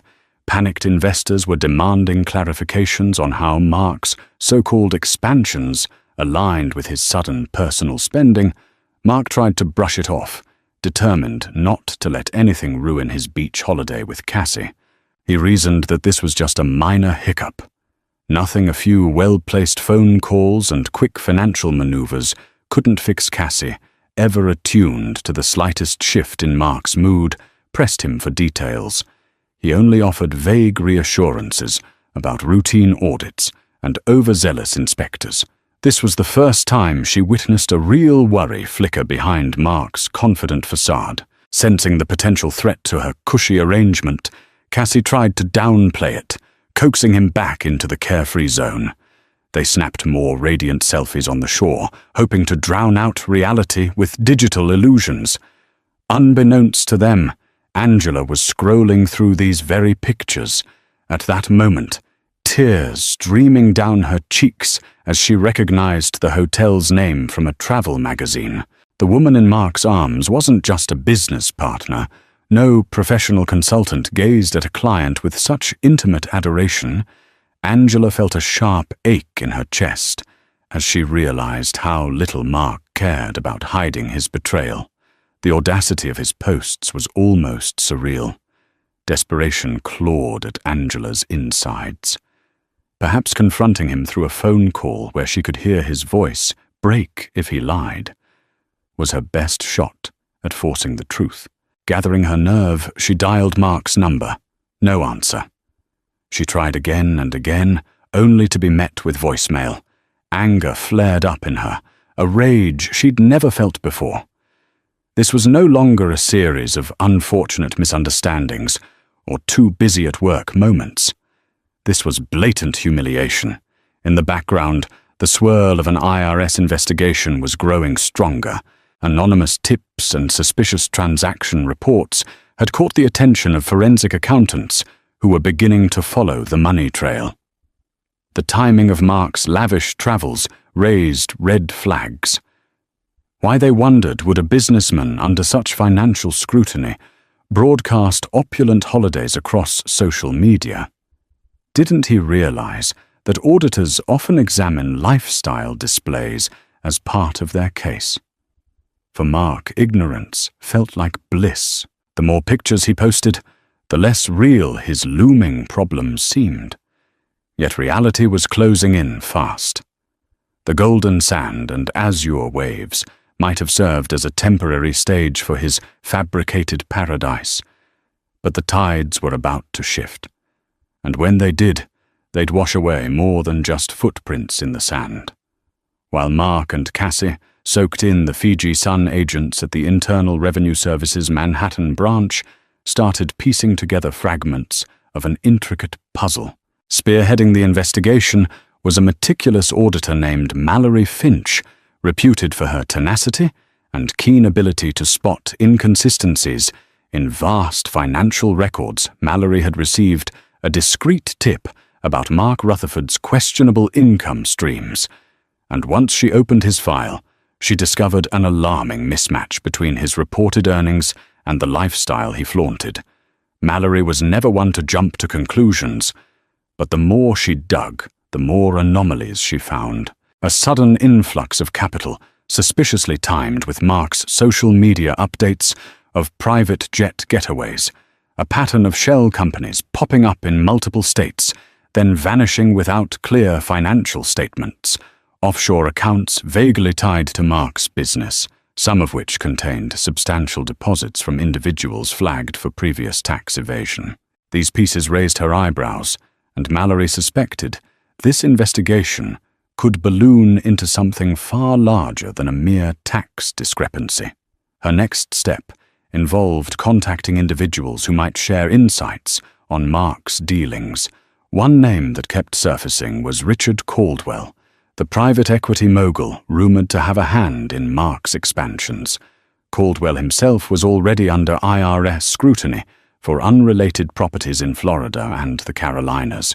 If Caldwell and Mark were pooling resources in some illicit scheme, it could spell big headlines. Mallory prepared requests for bank statements, wire transfers, credit card expenditures, anything that would illustrate the true scope of Mark's financial empire. At the same time, Mark's CFO, Brian Cummings, was drowning in chaos. As soon as he noticed the heightened interest from regulatory authorities, Brian tried to warn Mark, but each call went unanswered, each email unreturned. Panic thrummed in Brian's chest. The entire finance department was on edge, especially after receiving official requests from the IRS for detailed financial records. Paper trails that Mark had insisted be handled discreetly were now fair game. If Mark didn't address these issues promptly, the meltdown would be inevitable. Behind the scenes, Caldwell played it cool. In public, he would toast Mark as a brilliant entrepreneur and encourage him to keep up appearances. In private, Caldwell had already started distancing himself, transferring assets, and instructing his own legal team to prepare for inquiries. If the walls caved in, Caldwell intended to emerge with minimal damage, leaving Mark to shoulder the brunt of the consequences. Word of the looming audit spread quietly through Manhattan's financial circles. Bankers and lawyers connected to Mark had hushed luncheons, speculating about the magnitude of his troubles. Some predicted he'd face a heavy fine at best, or a full-scale criminal investigation. At worst, a few even took delight in the prospect of Mark's downfall, viewing it as an inevitable collapse for a man who rose too fast, spent too freely, and believed himself untouchable. Meanwhile, Angela was oblivious to the complexities of Mark's finances. Her world was confined to heartbreak and concern over her unborn child. She knew Mark must be in trouble. The abrupt changes in his behavior, the money he threw around so casually, the hush-hush deals he once mentioned but refused to elaborate upon. Yet she couldn't fathom the depth of the scandal brewing. Each day her anxiety deepened, a feeling that something catastrophic was hovering just out of sight. It all came to a head when Angela received a strange phone call from one of Mark's junior associates, a woman named Kara Hoffman. Although Kara didn't divulge specifics, she sounded panicked. "Angela, I don't know if you're aware, but there are investigations going on. Things look bad." Angela's heart pounded in her ears as Kara's words spilled over the line. "We're being asked for documents, receipts. I think Mark's in serious trouble. And look, this might not be my place, but I think you should know Mark's not who he used to be." Angela thanked Kara, her mind spiraling with questions. What exactly were they investigating? Had Mark committed fraud? Was he actually bankrupt and hiding the truth? The uncertainties gnawed at her. She ended the call feeling more determined than ever to confront Mark. She realized that her heartbreak over his possible affair was only one part of a bigger, uglier picture. If he was entangled in financial crimes, Her unborn child's future would be at stake too. In Fiji, Mark was irritated to see a slew of missed calls from Brian and a cryptic text from Caldwell. "We need to talk ASAP." He tried to keep his calm exterior, but Cassie noticed the worry lines etched across his brow. Over an expensive bottle of wine at a cliffside restaurant, Mark finally admitted to her that the IRS might be launching a routine audit, but insisted it was nothing major. Cassie, who had heard different rumors from her insider network, suspected it was more serious than Mark let on. Yet she feigned reassurance, drawing Mark into a languid embrace. They'd handle it together, she cooed. They were unstoppable when united. That night, however, Cassie stepped outside onto the moonlit beach and placed a phone call to one of her closest confidants, an attorney who specialized in corporate law. Just in case she wanted to know her rights and potential liabilities, if Mark went down, Cassie had no intention of going down with him. Far away from that tranquil beach, Mallory Finch and her team worked late hours, scanning through reams of documents. Something big was surfacing, a web of shell companies, unaccounted funds, and potential tax evasion, so blatant it nearly dared the authorities to react. As she compiled her findings, Mallory sensed a storm about to erupt. The wealthy always believed they could outrun the law, but in her experience, hubris was their undoing. She gave a final glance at Mark's social media feed, scoffing at the gall of a man who flaunted paradise while standing at the brink of a scandal. Angela stood at the top of the grand staircase, the late afternoon sun illuminating her pregnant silhouette as she awaited Mark's return. She had summoned every last shred of courage to do what she should have done weeks ago, demand answers face to face. The house staff, sensing the tension, made themselves scarce. Rarely did Angela request the entire household's presence be minimal, but now she needed privacy. She needed space to unleash her anguish without an audience. Finally, Mark entered, dragging a suitcase behind him. He looked exhausted, yet still wore that forced confidence he had perfected in boardrooms. Angela's throat constricted at the sight of him. This was the man she'd once adored, now nearly a stranger. "We need to talk," she said, her voice trembling with suppressed anger and hurt. Mark's immediate instinct was to deflect Angela. "I've just come off a long flight. Can we do this later?" He began massaging his temples dramatically, but Angela stood firm, crossing her arms protectively over her belly. "No, now." A tense silence fell between them in the marble-floored foyer. Angela had rehearsed this confrontation dozens of times in her head, but the actual moment felt surreal. She started with the obvious, his social media posts. She demanded to know who the woman was, whether Cassie Delgado was truly just a consultant. Mark tried to dismiss it as exaggerated rumors describing Cassie as a business partner who happened to be a close friend. Yet Angela's tears and fury dissolved any illusions.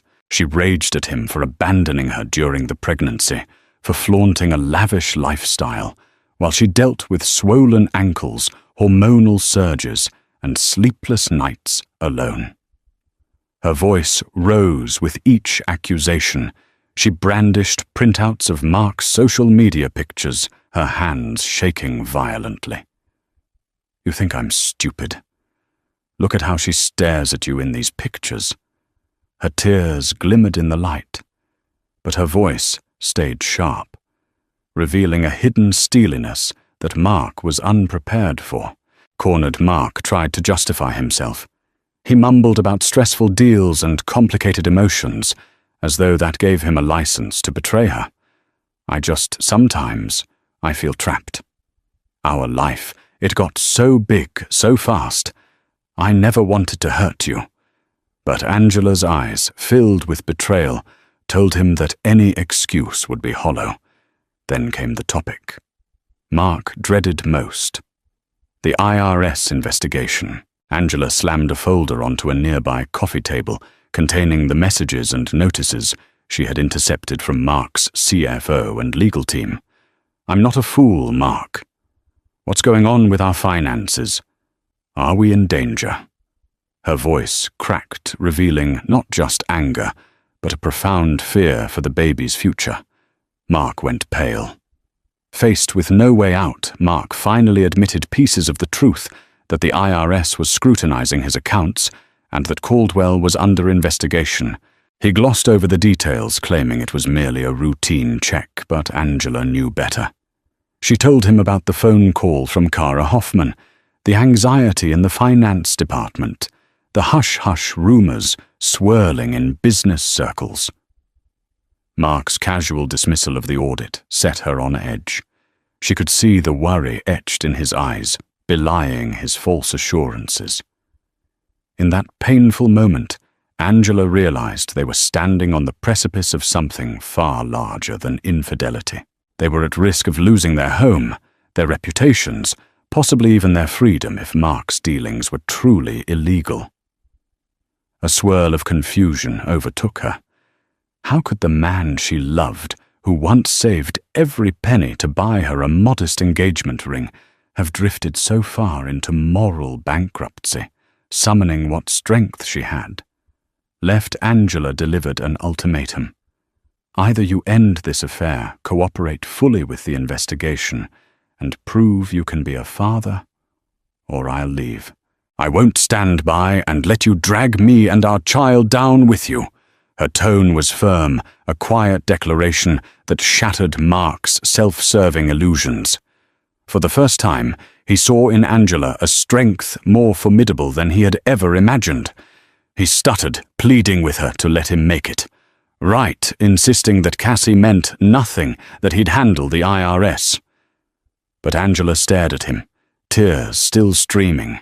She gave him one last chance, an opportunity to come clean and choose family over his addictive chase for wealth and excitement. Mark stood there, drenched in shame and uncertainty, uncertain if he could muster the courage to confront the monstrous problems he himself had created. The moment Mark set foot in his corner office. The next day, he felt the tension in the air so thick it could be cut with a knife. Several of his junior associates were huddled in the hallway, whispering among themselves. His CFO, Brian Cummings, appeared frazzled eyes, lined with dark circles from working through the night. A handful of boxes, filled with financial documents, stood stacked against the walls, evidence that the office had been combed through thoroughly. No sooner had Mark taken a seat behind his expansive mahogany desk than Mallory Finch, the lead auditor from the IRS, entered the room. She introduced herself politely, but her demeanor carried the authority of someone who had already unearthed serious irregularities. Mark tried to maintain his usual cool composure, but Mallory's questions were pointed. "We'll need full access to your ledgers, bank statements, and any documentation related to your offshore accounts," she stated, her voice calm yet unyielding. One by one, Mark's staff delivered files to Mallory and her audit team. The entire office felt like a crime scene, with accountants and lawyers picking through every line item, every receipt and every contract. Mark attempted to project an air of cooperation, hoping that by acting transparent, he might reduce suspicion. Yet behind the facade, panic flared in his chest with each document he signed over. Over the following days, Mallory's team uncovered evidence of large sums of money flowing through shell corporations. Whenever Mark tried to feign ignorance, Mallory presented him with email correspondences or suspicious wire transfer confirmations bearing his digital signature. In meeting after meeting, Mark struggled to explain the labyrinthine structure of his business dealings. He found himself stumbling over the complexities, some of which Caldwell had orchestrated. Meanwhile, Caldwell was conspicuously absent. Phone calls to him went straight to voicemail, and cryptic text messages offered no real support. Mark finally reached Caldwell's lawyer, only to be informed that Caldwell was unavailable, and that Mark should speak to his own legal counsel. Though Mark's official stance remained that he and Caldwell were partners, Caldwell had begun insulating himself from the fallout. Cassie, too, seemed suddenly distant. She had been helpful before, but once the audit gained momentum, she avoided dropping by the office or appearing with Mark publicly. She insisted it was best to keep a low profile until the situation blew over. Privately, Cassie was assessing whether Mark was worth sticking around for, or if she should jump ship to protect her burgeoning career. The glow of their sun-drenched vacations felt like a lifetime ago. Now every conversation crackled with tension. Amid the chaos, Angela received a flurry of calls from Mark's lawyers, advising her to limit any public statements or social media posts that might affect the ongoing investigation. Though she had no intention of speaking publicly, she understood the subtext. They feared she might vent her frustrations, potentially exposing more of Mark's secrets.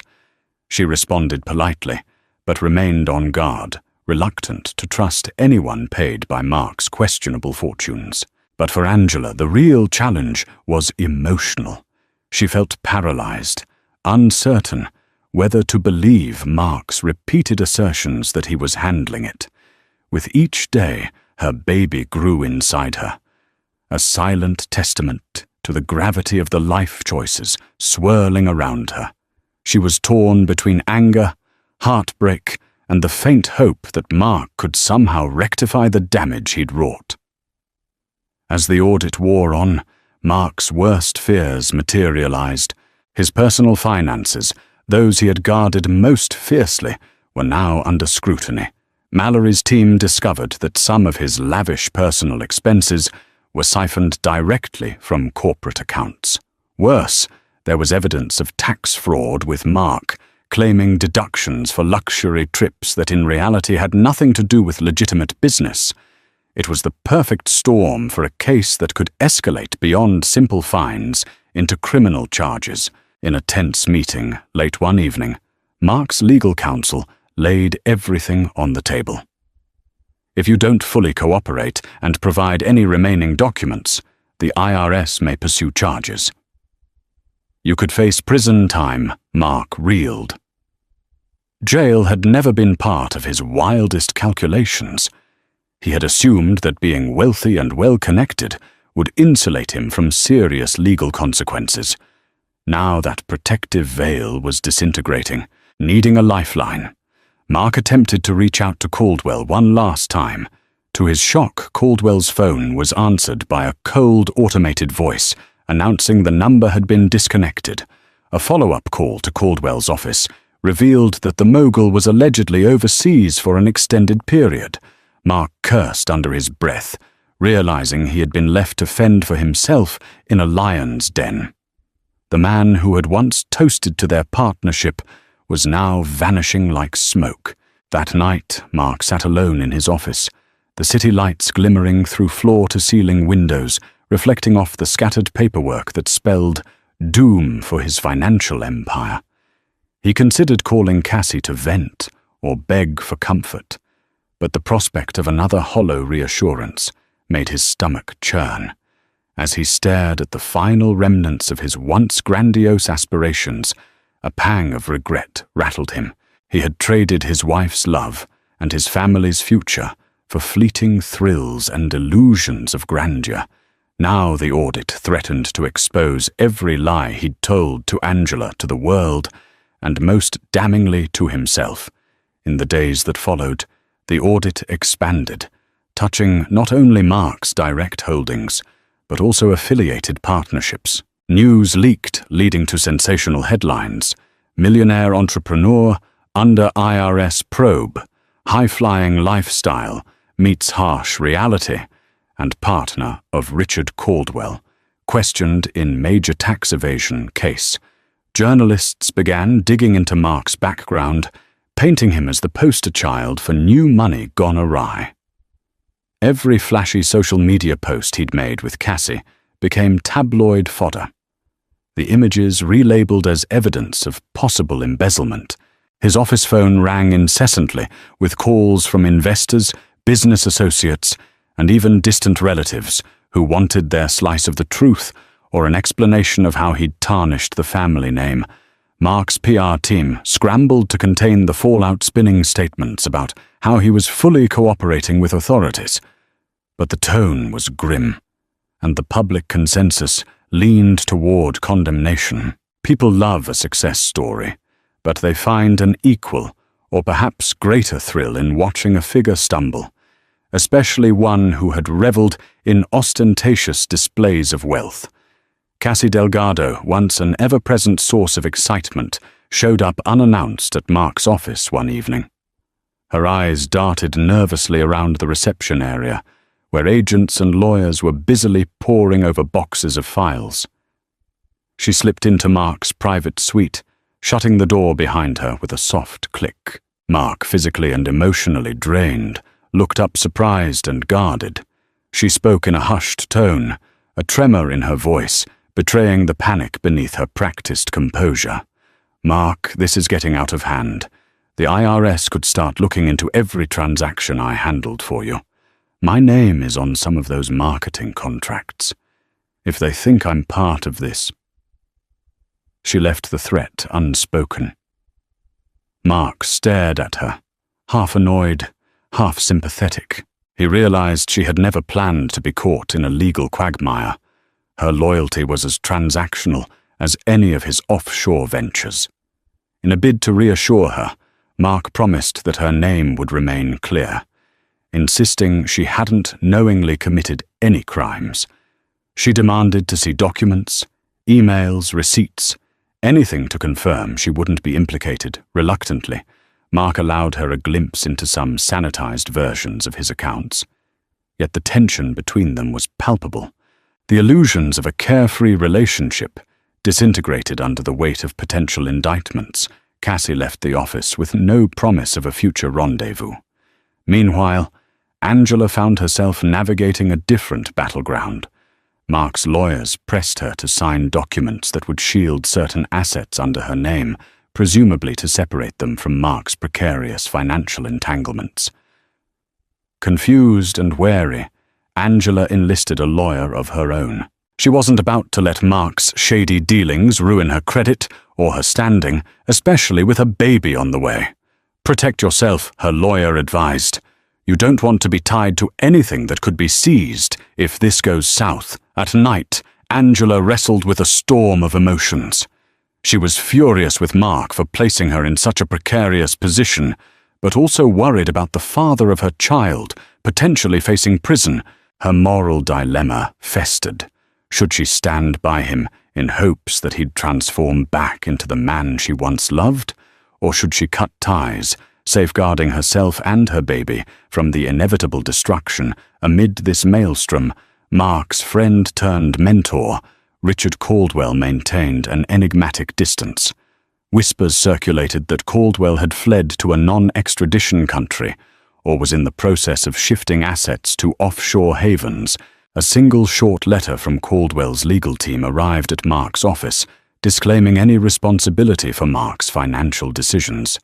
It stated, Caldwell was prepared to cooperate with authorities if he was subpoenaed. Mark felt a chill at the underlying threat Caldwell might cut a deal that implicated him in exchange for leniency. In desperation, Mark tried to salvage at least one partnership. He invited one of his key investors, Michael Evans, a man he once considered a friend, to dinner at an upscale restaurant. The objective was to reassure Evans that the business still had potential, that Mark's personal troubles wouldn't sink their joint ventures. But over the flicker of candlelight, Evans drummed his fingers on the table and coldly remarked, "I invested in your vision. Mark, not in your vanity. Now it seems all you cared about was flaunting money you didn't even have." The meal ended early with Evans walking away, refusing to share even a parting handshake. Humiliation sank heavily into Mark's gut doors that once opened for him. Private clubs, elite investment groups were swiftly closing. Rumors and half-truths spread. People who had lauded him for his risk-taking brilliance now labeled him reckless or even criminally negligent. Each day felt like a war of attrition on his spirit, culminating in the knowledge that he had orchestrated his own downfall. In a final desperate effort, Mark turned to Angela, swallowing his pride. He arrived at the mansion late one evening, drenched by a sudden rainstorm, and found her in the living room, reading pregnancy guides by the flickering fire. Collapsing to his knees beside her, Mark pleaded for her forgiveness, promising to set everything right. He vowed to cut ties with Cassie and even threatened legal action against Caldwell, swearing he would devote himself to her and their unborn child if she would just stand by him through the audit. Angela listened with weary eyes. She wanted to believe him, yearned for the possibility of redemption. But trust is not an infinite resource. However profound her love might have been, it was battered and fragile now. "Mark," she whispered, voice trembling. "I need more than promises. I need a reason to believe you'll truly change for once." Mark had no clever comeback, no glib assurance. He simply held Angela's hands in his own, the silent tears mixing with the rainwater dripping from his hair. Yet in her mind, Angela couldn't shake the image of him, carefree on some exotic beach, while her tears stained the floors of an empty home. Whether he was truly remorseful or just desperate to avoid utter collapse, she couldn't quite discern. The inevitable moment came one crisp autumn morning. Mark received a summons detailing the IRS's intent to pursue charges of tax fraud, money laundering, and conspiracy to evade taxes. Although formal indictments had not yet been filed, the document spelled out enough to shake Mark to his core. If convicted, he could face hefty fines and potentially years behind bars. News outlets pounced on the story, fueling public outrage over Mark's ostentatious lifestyle at the expense of unpaid taxes and possible illegal gains. Overnight, he became a pariah. The viral hashtag Mark Rutherford reckoning trended across social media, accompanied by pictures from his once vaunted Instagram feed. Memes ridiculed him as a cautionary tale of greed and moral decay. As the IRS case progressed, Mark's lawyers advised him to seek a plea deal, something that might reduce jail time if he cooperated fully and revealed any co-conspirators. Mark balked at first. The mere idea of turning on Caldwell felt like a betrayal. But Caldwell had already disappeared from Mark's life, leaving a trail of plausible deniability. There was no loyalty to preserve anymore. In a tense meeting with his legal team, Mark agreed to provide detailed accounts of his transactions with Caldwell and the shady practices they had employed to mask income. It was a desperate act, akin to dragging others into the fire to lessen his own burns. Mark felt equal parts anger and shame. His once proud confidence had eroded, leaving behind a man grasping for any lifeline. Meanwhile, Angela watched from the sidelines, sickened and heartbroken. She was summoned as well, though primarily as a witness. Her name was on certain joint bank accounts. Her baby bump had grown. Each kick reminded her of the new life she was trying to protect. She prepared herself to testify, truthfully determined not to lie for Mark. If he had ever truly loved her, he wouldn't force her into the role of accomplice. Cassie Delgado, too, was called for questioning. While her official work for Mark's firm was deemed legitimate, investigators wanted to ensure she wasn't complicit in any financial crimes. Terrified of criminal charges, Cassie painted herself as merely an employee, someone who had no role in Mark's financial decisions. She cooperated, answering every question about Mark's whereabouts, his corporate spending, and how business expenses often appeared suspiciously personal in nature. With her personal involvement clarified, Cassie walked away unscathed, albeit her reputation irreparably tarnished. The final blow to Mark's empire came with a court-ordered freeze on many of his assets. His mansion went into foreclosure, luxury cars were repossessed, and his bank accounts were seized, pending further legal proceedings. One by one, employees in his companies were laid off, fueling bitter resentment from families who relied on those paychecks. Mark couldn't meet payroll or vendor obligations. He watched helplessly as everything he'd built, the offices, the brand, the illusions, crumbled. Angela made the difficult decision to move out of the mansion before the bank officially reclaimed it. She refused Mark's tearful requests to stay by his side, insisting they needed space to reflect. She settled temporarily in a modest apartment near her parents, choosing to focus on her well-being and the baby's imminent arrival. Her lawyer had successfully shielded her personal finances, ensuring she wouldn't be dragged into Mark's legal vortex. On the day Mark finally accepted the plea agreement, reporters swarmed the courthouse steps, cameras flashed. As he walked in, his hair unkempt, dark circles under his eyes. The same man who once strutted in designer suits now wore a resigned expression and an off-the-rack outfit. In front of a judge, he spoke words he never envisioned uttering. "I plead guilty, Your Honor." The plea involved cooperating with ongoing investigations into Caldwell's network, offering testimony regarding their underhanded financial schemes. Though prison time was nearly certain, it might be lessened due to his cooperation. Standing in that courtroom, Mark felt a nauseating swirl of regret.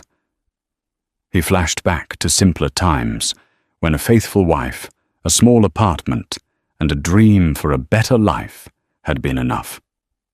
How far he had strayed. Walking out to a chorus of shouted questions from journalists, Mark said nothing. His lawyer shielded him, guiding him into a waiting car. As they pulled away, he glimpsed a billboard on a nearby building. It displayed a gleaming tropical scene, with a couple laughing on a beach, a seductive advertisement for holiday packages. He closed his eyes, remembering his social media posts with Cassie under exactly such a sun. The irony was as bitter as the metallic taste of fear and regret on his tongue. In the ensuing weeks, Mark prepared for sentencing. The judge would weigh his cooperation against the severity of his crimes.